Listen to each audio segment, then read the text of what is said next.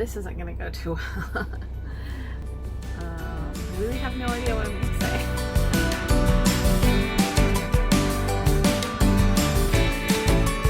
I've had a lot of people ask me what I do in a day and how I get everything done. Quite frankly, I really don't get everything done, but I do a lot. Between the Barn Cat program, my own fosters, and helping Chris get things done that he needs to get done, and my house and my kids, there's a lot to consider for the day. So I just wanted to share a little bit, kind of make a vlog for the day and take you around and show you what all I do.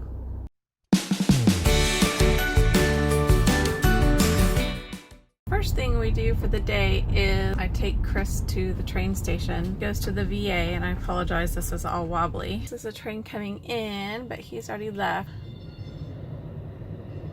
We're taking this little prissy girl to the vet today. She has not been eating very well, and she's new. She was supposed to be feral, but she's definitely not a feral girl. And she really doesn't move from this spot in her little condo here, so we're gonna get her looked at. Her name is Belle, and she's so beautiful. She has a calico coloring to her, along with a tabby look, so she's little good-looking girl. The other one we're taking is Old Man Trip here. He's gonna go to the vet today too.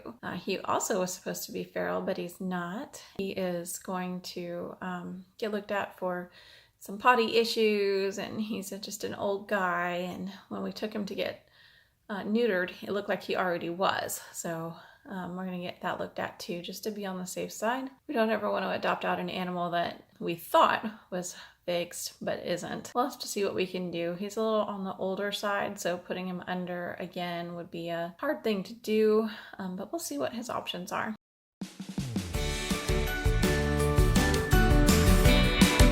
We just dropped off Belle and Old Man Trip at the vet, and when we took them back, got them weighed is one of the first things we do when we get in there, and I finally got a chance to feel Belle's belly, and she does seem very pregnant. She's not even a year old, and she does seem very pregnant. Old Man Trip, we weighed him, and he seems very underweight, so we'll get him looked at and see what's going on with him. I got both of these cats from one of our local shelters. They were supposed to be feral cats, but they're definitely not. I haven't seen aggression out of either one of them, so that's good.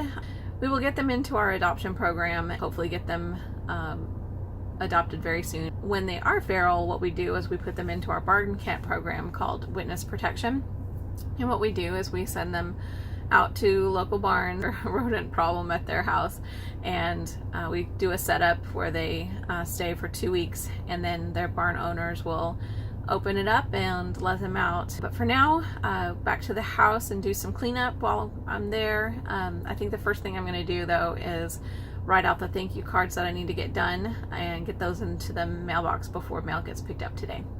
So I will talk to you a little bit later on. Alright, so thank you cards are all done. We're headed to the mailbox to get them on their way. Then we'll be doing a little cleaning. By we, I mean me. I guess that's the royal kind of we.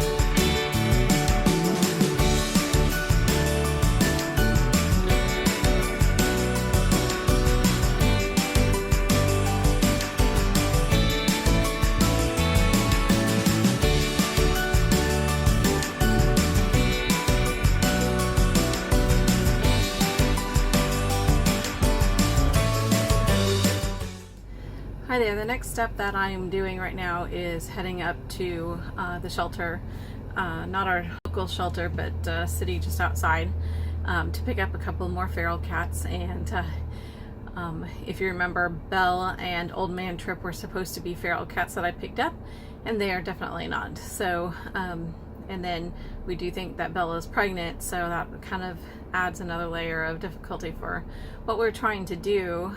But we want the best for these kitties. We want them to have the best homes that they can possibly find. Also get the ferals to the barns that they need and get them out of the shelter so they don't have to euthanize for space. That's what I'm headed up to do now, is to pick up a couple of the feral cats and evaluate them and see where they're gonna head. So here we are at the adoption center that we're gonna pick up the feral cats from. I'm gonna go inside and get them. They probably don't allow filming inside. I'm not really sure. I'm not gonna ask for today. I'll get those kitty cats and then I will do some video afterwards. So part of the animal control officer's responsibilities is to figure out if the cat's feral or not, which in an environment in a shelter is pretty difficult to do because there's barking dogs. They're in an environment that they're not feeling very comfortable in, and it's just pretty scary for a cat. What I do when I pick up the ferals, or what they consider to be ferals, is evaluate them. This kitty right here seems scared. His pupils are not dilated. Actually, it might be a girl. Looks like she's got something going on with her eye, so she's probably feeling that. I've tapped around. I haven't yet been getting a reaction, like a feral kind of reaction. I'm just getting scared reaction. I have this dude right here. Looks like he's been in a fight. Not sure if it's a boy or a girl. But I was doing the same thing. I was trying to move over a bit. I was trying to tap around and see if I could get a reaction. I'm tapping on the top of the cage. But he seems more curious about what's going on. Doesn't really seem feral either. Hi, as you can tell, I have my hair up. I was cleaning out cages and getting everything ready for the two feral cats that came over today. But I want to talk about something that kind of happened earlier. When I was at the shelter, there was a lady that came in and she was in tears. She was surrendering her 10-year-old dog. He had a lot of medical issues going on. He had no front teeth. He had a serious either flea infection or something going on with his hind end that was completely scabbed over, lost hair. Her dog wasn't fixed. He was in great spirits, and he had no idea why he was there. Again, she told me what was going on and what she thought was going on, but she couldn't afford the medical care for him. She was there to surrender her dog. And there was a lot of people there. You know, everybody was talking when the lady went back where you go to surrender your dog.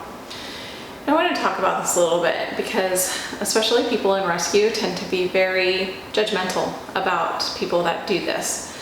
And I would ask, what else would you want this lady to do?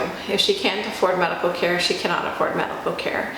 And right now, rescue's resources are all over, are stretched super thin. It's puppy and kitten season. And if she's looked into it, she's contacted a few rescues, and it seems like the only option is for her to surrender her dog to this kill shelter, then that's what she needs to do. On another Facebook page that I follow is Dowdy Ferry. Some of the scenes there are gruesome. People will leave their dogs tied to a tree because they don't want them anymore and just leave them there to starve. Kill their own dogs and just dump them out on the side of the road. There are so many things that can happen that her taking her dog to the shelter is the least of those problems. And we want all the best things for this dog. Of course we do. She does too.